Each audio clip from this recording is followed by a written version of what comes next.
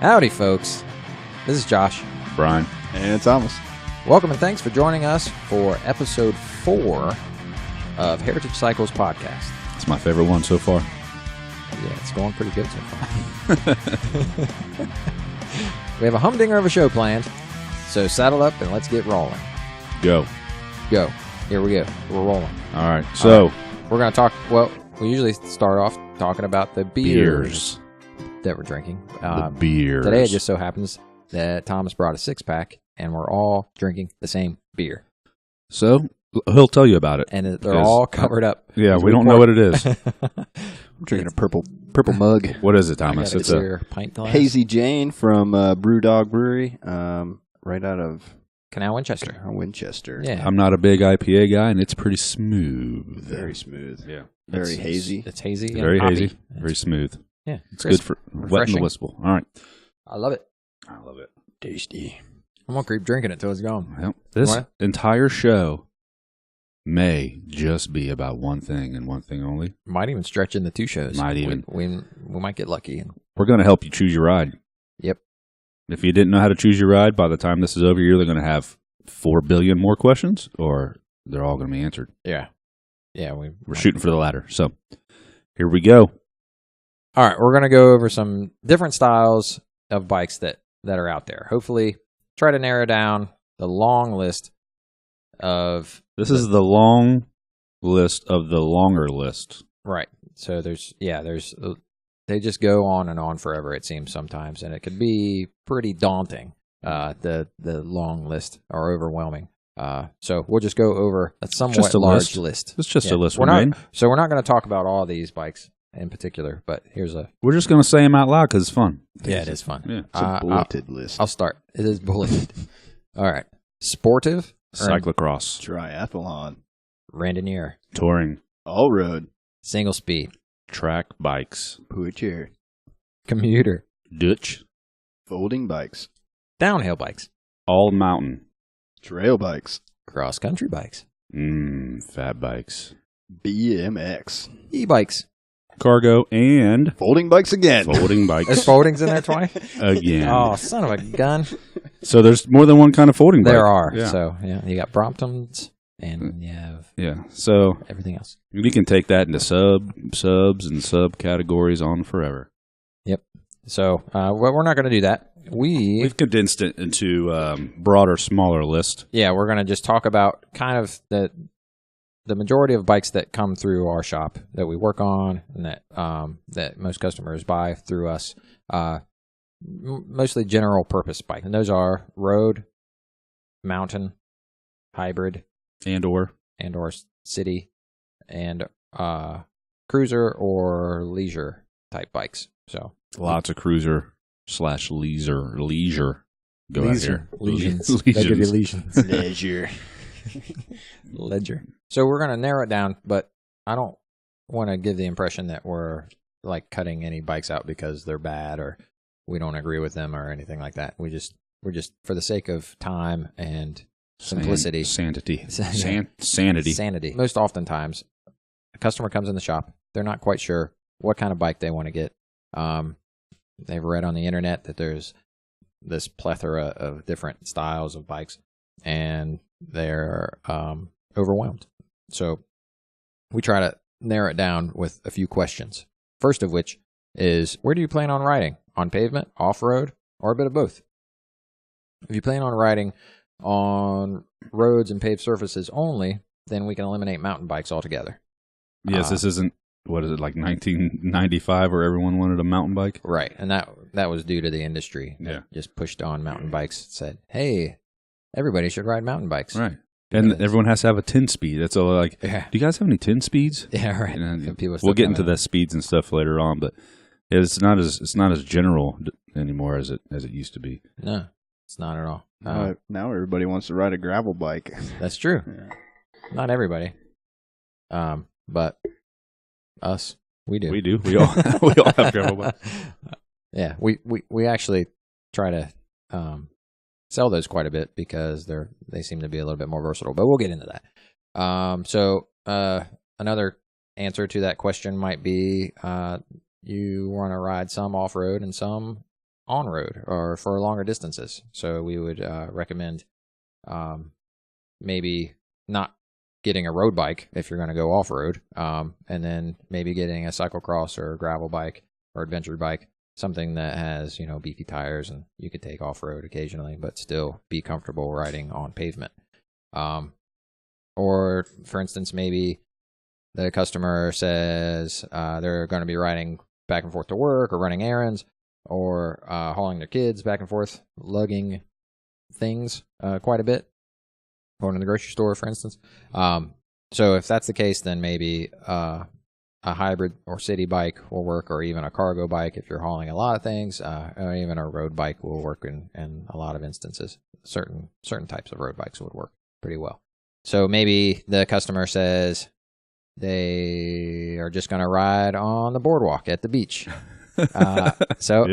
I guess that's a possibility. I keep forgetting. Not here. Right. I keep forgetting to spread the, expand the mind. Or, I mean, the same type of thing would be, you know, riding very slowly, but want to be comfortable.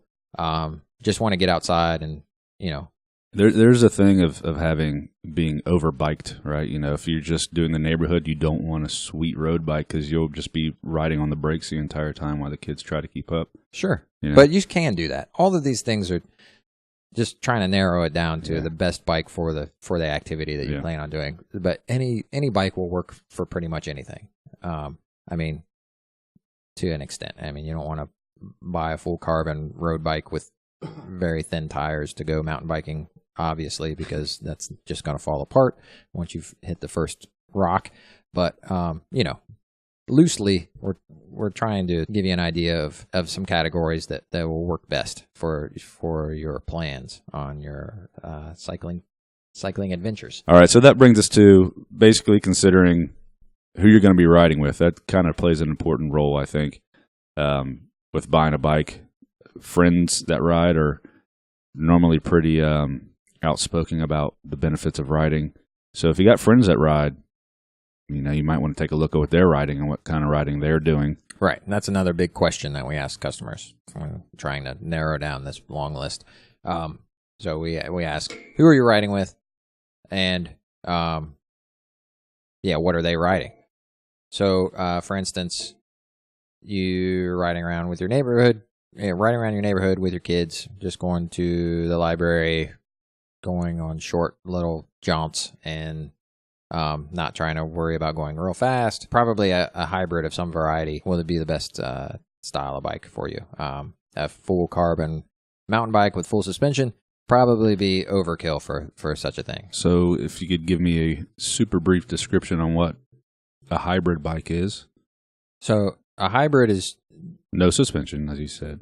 Well, it could have suspension. Right. Hybrid is kind of a broad term, I guess, used in the cycling industry. I usually kind of split hybrids up into a spectrum.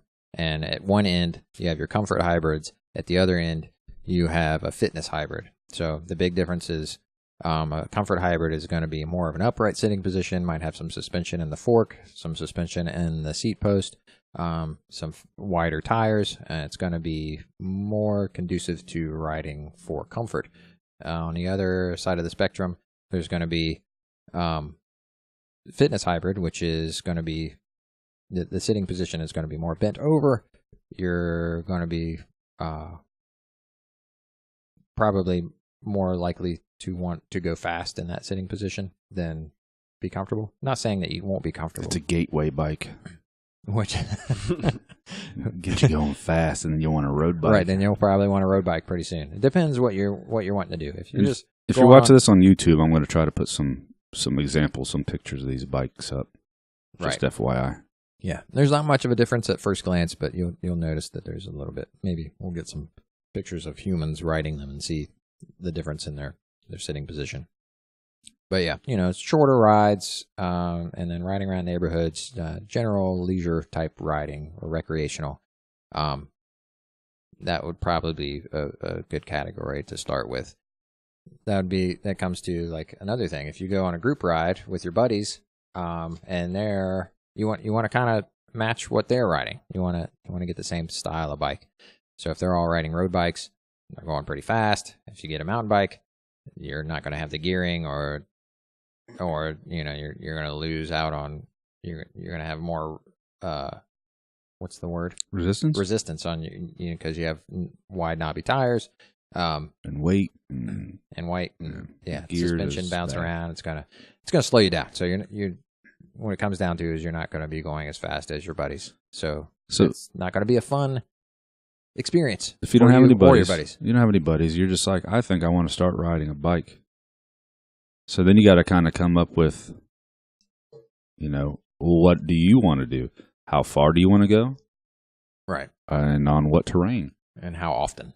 Yeah. So before, you can just walk into a bike shop just blindly and ask these questions. But before you do that, you might want to think about these things. Do some Googling, narrow it down. Have a loose idea of what you want to get into. Because some people just come in and say, I want a bike. And then they say, well, we have to go a little deeper than that. It ain't 95. You ain't getting a 10-speed mountain bike. Another question is, how far do you plan on riding your bike? That's a common question that we ask for customers. So an answer might be 50 to 100 miles or 4 to 7 days a week. And that's quite a bit. That's some serious riding. And you probably want a serious quality type bike. Like a road bike or top of the line hybrid, something like a mid to higher level type of bike. And that's gonna suit you better, and it's gonna last a lot longer. If you put a lot of miles on your bike, treat your body better. Right, that too. It's likely gonna, there's gonna be more engineering and design. Yeah, if you're gonna ride 50 to 100 miles 4 to 7 days, you definitely want to invest in something that's of bike shop quality. For sure. Yeah. And it might be not even the lowest end of bike shop quality. Like, the cheapest thing in the bike shop. It's probably going to be it's a couple steps up from that. So also, maybe for instance, you just want to ride a couple miles a week to the ice cream shop or, just around the neighborhood, very leisurely.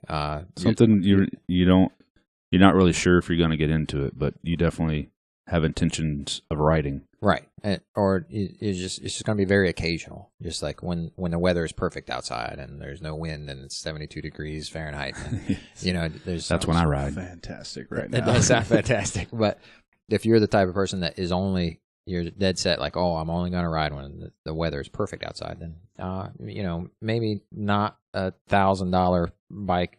That might just be a little bit too much for you. Yeah. Not to say that that's not going to work, because it most definitely will, and it's going to last you a really long time. But all you're going to need is like a $400 bike, and that will suit you just fine. So maybe you just want to ride to the bingo hall once a month with great grandma Gertrude. Triple G. Stop torturing that poor geezer. Help her out and slap her on the back of a tandem or a pedicab. Don't slap her too hard. And pull her ass to the VFW, you freaking heathen. Oh, jeez. God, I'm glad we're through that. Just take grandma there. Like, you don't have to make her ride. Unless she wants to. Yeah. My grandma got me riding. So when I was, I don't know, about 8 or so. So she used to take me along country roads. Shout out to Granny. Thanks, Grandma. It's all your fault. So anyway. All right. So money. Yep. Money. That's a big question. It's sometimes hard to ask a customer, but we do because it helps eliminate a lot of the other bikes. And that might be a question that you ask first, honestly. It is. That will just either open up a whole world or narrow it down to 4 bikes. Exactly. Yep. So, I usually ask people, what is your budget? And if, so say 50 to $200, well, bike shop might not be able to help you unless they have like some kind of used bike laying around. So you probably want to hit up Craigslist and hope you get a sweet deal. And that's, you're kind of walking in the sketchy territory there because you really, if you don't know what you're looking for, that might be kind of hard to find something of good quality. We're actually going to get into that in our next episode. We'll tell you what to look for if you fall in that category in detail. Right. So, if that is your budget, $50 to $200. Check your LBS first; they might have something for you. But yeah, or even better yet, get advice from them and then go to Craigslist. Right. People do that too. That's fine. Sure. Yeah, that's fine. Some bike shops might frown upon that, but yeah, we don't hear. We're all here to help you be a cyclist, and that's our number one goal. So if that's all you can afford, that's cool. But there's other options too. So a lot of big cities have co-ops which have used bikes. They also empower people to and teach them how to work on their own bikes. They usually have tools and bike parts, and that's a great resource if you have a tight budget and you want to get into cycling. So please look those up. And what we recommend, we can't stress enough to not buy a department store bike for multiple reasons. But for the main reason, if you're going to get a bike to ride and you get a department store bike, you're going to be disappointed one way or another. Either the bike is going to fall apart, it's going to be uncomfortable, it's not going to fit right, you're not going to have... It's going to be slow and hard to pedal. Right. It's made with cheap parts. It's going to be not put together properly. So more than likely you're going to be discouraged from riding a bike altogether. I'm going to insert right here a picture that you took at a local big bike or big box store. Right. Of a bike on the sales floor. It was Target. We can say Target. Ooh. Target. That's a big one. Yeah. So this picture that you're looking at right now, if you're on the channel, is an actual bike on the sales floor that Josh took himself. Yeah. Not a Googled image. He saw it the other day and took a picture of it. Right. Case and point. And this was just the worst of every bike I could see at first glance was put together improperly. Every single bike. Every handlebar was like sticking in the air. Like all the brake levers, yeah. They're like sticking up to where you'd have to like... They were party bikes. You wave as you brake. You're waving as you brake. Party bikes. But this one in particular was really quite hilarious. It had the stem on completely backwards and the handlebars on the proper way. It was so bad it was almost genius. Yeah, like somebody had to really think about how to put it together. I wouldn't even have thought you could even do that. That they're playing a joke. It's on humans. What can I get away with here? Right. But yeah, so that was a fun thing. All right. So more than likely, you buy a department store bike and rent. Well, it's gonna be a bad news. Yeah, derailleur's gonna snap off. We might end up doing a whole episode on that on department store bikes. Yeah, we can't stress it enough. We get a lot of them in here, and it's very unfortunate because people spend their hard-earned money on these bikes, even though in comparison to our bikes, they're not very expensive, but still, they thought they were getting a quality product. They purchase these bikes, they take it home, they let their kids ride it, and it starts falling apart, and then it's going to cost them more money, and then they wait too long, and they're not going to be able to take it back, and on and on and on. The story, it just goes on, yeah. And it's all negative, and it's a personal war that it is against department stores. All right, we'll fight that at a later date. Right on. All right. So, next, that's the lowest tier of your budget. So the next tier would be about like $300 to $500. You can get a decent bike for this price. You can get in my opinion, especially used, you can get a really good bike for this price. For sure. Used bikes for sure. But then again, you have to kind of have a little research, do a little research and figure out what that means. But we'll help you out with that in the next episode for sure. But even a $300 to $500 new bike, you'll probably be able to find that in a bike shop. And be decent quality, good enough for riding occasionally, or recreationally. So get you on a bike path, and you're not going to be setting time trial records. Yeah, for sure. And if you are, then hats off to you. Yeah, there you go. you're ahead of the game. $300 to $500. Yep, that's a decent bike. That's about where our bikes start off here in the shop. If you're going to be trying to get like a performance-based bike, like say a mountain bike, and you're going to actually do mountain biking on single track, that bike probably isn't going to last too long. And you should probably think about saving up a few more bucks to invest a little bit more in that category if that's your intent. So yeah, like performance mountain bikes or road bikes, you probably want to get into our next price level, which is about $500 to $800. I'd say more like $600 to $800 maybe. So you can get a really nice bike for this price range. You're looking at entry level road or mountain bike, at least something that you could get started with. Say you're not sure that you want to get into mountain biking or road biking. This is definitely a price range that you could start out with, in my opinion. That you could be, you can go out, do some single track with your buddies for a couple rides. And then if you find that you really like it, you're not going to be completely discouraged by the quality of your bike. And it's not going to fall apart right away. So you might want to upgrade down the road a bit. But for starters and beginners, this is a good price range.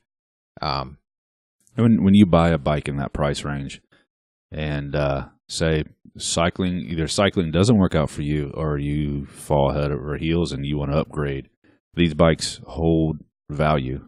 Resale is so much easier on these bikes than the other stuff. And then you don't feel bad for handing off someone else a piece of crap. Right. But and then some bike shops like us, we'll take trade-ins and stuff, but only of certain quality. So if you start out with a quality machine, entry level or whatever, quality machine is either you can sell it for, good money compared to what you paid for it, or trade up and trade into some local bike shops. Right on. Yep. That's exactly right.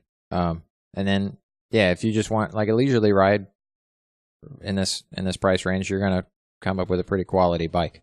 It's going to be sexy too. It's going to be pretty nice, or if you even want like a beach cruiser at that price range, you're going to be set for life on this beach cruiser because it's going to be pretty sweet. And they make them that price range for sure. And it's going to be golden.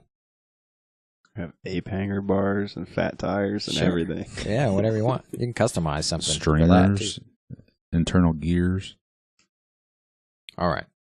Next price range. $800 to $2,000. That's a big jump. Big gap there. It is a big gap. Deep pockets.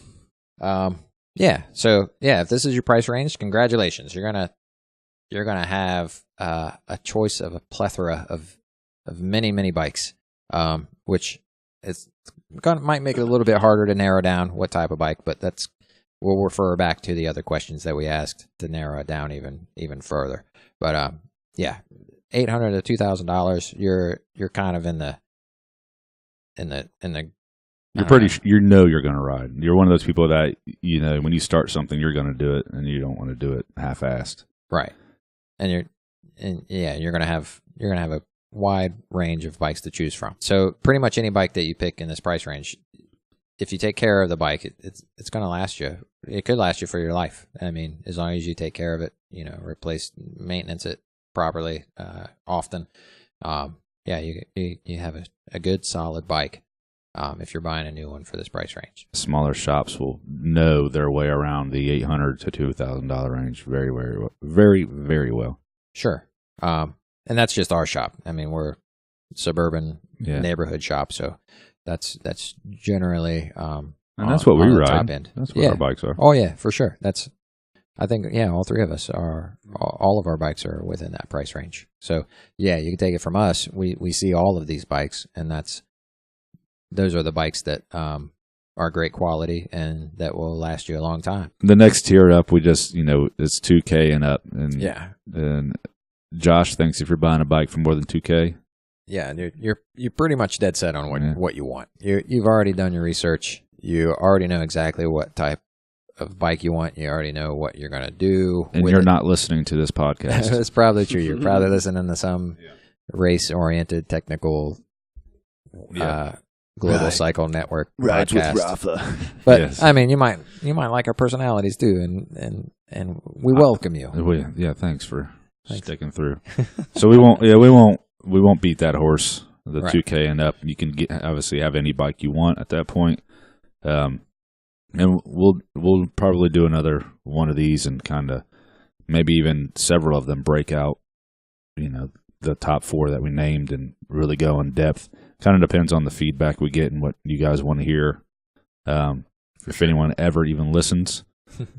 So that's listening. That's where you guys come in to tell us, well, yeah, I mean, if we get 10 emails saying I really want to pick up riding, 20 miles a week, we'll answer your questions and maybe do a whole show on bikes and what you'll be looking at and what quality you'll be looking at for said price. So For sure. Yeah, we're always going to be changing, and we might retouch back up on this topic completely. Yeah. So we might do a whole another show on it eventually. Who knows? Oh, we will. I mean, there's a lot of shows to do. That's true. How many? At least 4,000. Oh, God. I was thinking over 9,000. Oh, wow. Jeez, guys. I was thinking like 12.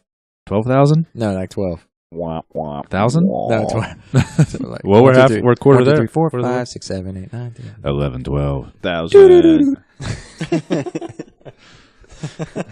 That'll be the end. Yep. That right there. That's pretty. That's on key, right? With the Sesame Street. You're a little flat. As stated before we got into this, we either answered a bunch of questions or just opened up a floodgate of questions and curiosity. Right. Which again, email us any kind of social media, Heritage Podcast at Gmail is the email. Yep. Or we don't have a Facebook page set up yet, do we? We will. Well, hit us you can message us on the shop Facebook, Heritage Cycles. Or Instagram. Heritage_cycles. We'll shout them all out again at the end, and I'll link them in the description. We don't do Tweeter. Yet. We will do Tweeter. Who will? We will. I'm not doing that Tweeter. We. I have nothing to do with them Tweeters. Thomas will head that project up. His facial expression is very reassuring. All right, so a lot of people get hung up on technical details, right? When they're picking a bike, how to overthink it, maybe?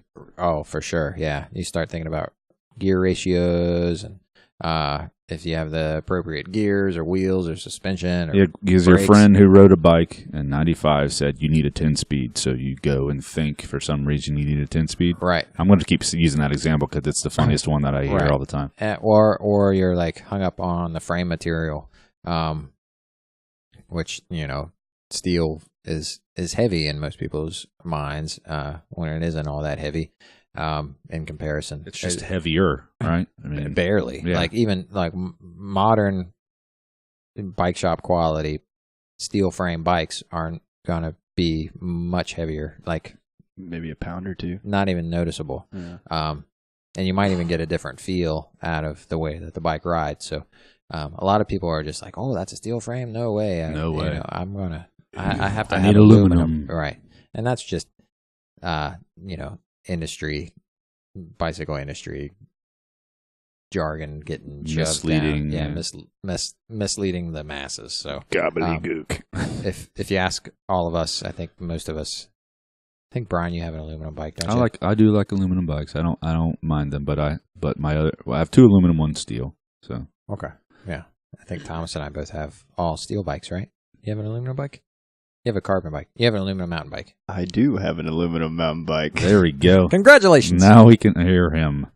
Yay me. A lot of people get hung up on the technical details when choosing a bike. Gear ratios or particular types of wheels or types of suspension, frame material, brakes, handlebars, saddle. Suspension. Yeah. If you want to swap out parts, any bike shop are more than happy to help you do that. Oh, for sure. That's like our favorite thing. Thomas and I were just like, "Oh, you want to do this with your bike? Yeah, we're more than glad to help you with that." And if you buy a quality bike to start with, you can probably sell those old parts to help pay for the new ones. Yeah, sometimes we even do trade-in deals sometimes. Yeah. Like, hey, you want to trade in that? Just give them to us. Yeah, that's true. See? We have probably other half-built bikes in our garages that we'll use those old parts for. So we'll probably give you a pretty good deal. That's just our shop. I don't know if any other shops are going to do that. Co-ops would be more than happy to do stuff like that. But yeah, we'll be more than happy to nerd out about switching up your bike and making it something completely different if you want to. And when he says we, it's pretty much speaking for the entire LBS nation. For sure. If you own a bike shop or you work at a bike shop, it's what we live for. There's nothing more. Even if it's not your bike, like you guys just putting together someone else's bike is like so exciting. It's always a quality bike, good for bike. Sure. Yeah, when new bikes come out or there's a new product or we can make, for instance, an old hybrid with 700C wheels, we can make it into like a monster cross bike. That's like cotton candy to us. We just eat it up. Eat it up. Yum, yum. It's delicious. we just love to nerd out about that type of stuff. So yeah, don't hesitate to ask to change your bike, or change a new bike that you're ordering. Or the best thing for us, the most fun for us would be to just order a frame and then build it up completely from scratch. First thing is give your bike a try, the way it comes, and then change out the things down the road, detail by detail, to what would fit your needs, your style, your personal preference, the best, and your body, and your sexy body, your body. All right, well, I think we've beat the shit out of that. If we haven't put you to sleep, right, then that's good. Well, hopefully you can narrow. You got something narrowed down, and you can figure out somewhat of a bike that you might want to ride. Maybe not, and you're screwed, and you don't ever want to ride a bike again. Right, your ears are bleeding. If there's this many questions and things to think about and consider, then I don't want to ride a bike. In that case, sorry. All right, normally we have a bunch of other like segments and stuff we do. This one's probably running a little long, so we're just going to wrap it up. We're going to do the Heritage Showcase thing here, where we talk about. Lately, it's been our own personal bikes, but we'll do. We want you to submit your bikes and stuff so we can showcase them as well. A picture, some specs, how you got it, if it's got a cool story, what you use it for, all that good stuff. Today's my turn to get to talk about a pretty cool bike that I got. One sunny summer day, I was mowing my grass. Don't know why. I looked at my phone. This bike popped up, and it happened to be a 2000 Trek 1000, yellow and blue. That's a solid bike. Yeah, and it had the wheels off it. I'll have pictures up. It was hanging on a wall, no wheels, dirty as hell. The bar tape was coming off and everything. And the guy, for payment, all he was moving. All he wanted was a 6-pack of Sierra Nevada, $9 6-pack of beer. I was at his house in less than 2 hours with said ice cold 6-pack of beer. Did you even finish cutting your grass? Yes, you did. Yeah, I was close to being done. I Good told job, him man. I will be there very soon. So I picked this bike up for maybe $9. It's aluminum. Put new tape on it. Cleaned the shit out of it because it was dirty and greasy. But didn't really do anything. Luckily, he said one wheel couldn't be saved and this and that. Josh was able to. True, wasn't it? Well, you were able to. It was on its last leg, basically. Oh, but okay. we also had another blue set of wheels lying around too. Set, the matching set. So I put tape on it. I think I might have put some pedals on it, and some wheels had laying around. So I have this basically. Not even fresh tires. Do we have? No, the tires were still like they're expensive tires. So that's all. Oh, nice. Yeah. So I have basically $20 in this. And this lovely. I love riding this thing. It's not good for anything other than bike path, which is what I like to do anyway. But it's a sweet ride. It's a good, sure. good, solid ride. Good example of just knowing what to look for. As soon as you get educated into knowing what a good bike looks like, you can find really great deals, whether it be on Facebook or Craigslist or wherever, yard sales. Which again leads us to what we're going to talk about next week. So. If you're definitely thinking used bikes, you want to check out our podcast on how to find and buy and what to look for on a used bike. Yeah, troubleshoot and figure out whether something's a good deal or not. But yeah, this Trek 1000 was an awesome find. I was going to get it for the shop, then I said, "No, what? It's a 56. This is mine." Yeah, if you find all three of us ride a 56 centimeter bike, Yeah. so if we find one, we kind of fight and punch each other until one of us claims it. Especially if it's a deal over a 6-pack. Yeah. But Brian got this one. Yeah, that was mine. Better thank Barry for those wheels too, man. Barry, thank you, Barry. Barry was our customer. Barry, thanks for those wheels, man. Yeah, it was a nice wheel set that were on there last. Awesome. You the man, last Barry. spoke. Say. Well, so if any stories like that you guys got, send them in. Heritage Cycles Podcast at Gmail. Check us out on YouTube if you're not already. Heritage Cycles Podcast. Google it or YouTube it. Google it on YouTube, I guess. Subscribe, like, all that good stuff. It sounds really weird saying that myself since I normally listen to everyone else say that on the shows that I watch there. You sound natural. Yeah. And Heritage Cycles Podcast.podbean.com is where you're going to find. Is that bean everything. like Podbean, Podbean, like a refried bean? Yep, Like a pod bean for your Keurig coffee maker. just like that. Pod beans. I don't have those. I don't either. I don't drink coffee, but that's where you can find us. Hit us up, send us your stories, your pictures, your questions. We'll keep saying it until we start getting them. Other than that, we are done. Thanks for listening. Yeah, it was fun. Yeah. See you next time. We're going to have our next episode, episode 5. We will have a guest of honor here with us. Yeah, Keith Lugs, our good friend. Lutz, yeah. And if he's not, well, I'll edit this down. Or he'll come eventually, I'm sure. So yeah, we're going to talk. So one of those episodes. Yeah. So a future episode. Yeah, might not be episode 5, but we will have Keith Lugs on here, and we're going to have a good old time talking about how to buy a used bike. He wrote an article about it. We're going to go over it, and it's going to be a great episode. Hallelujah. Hallelujah. Heritage Cycles. Arrivederci. Do do do do do do do do.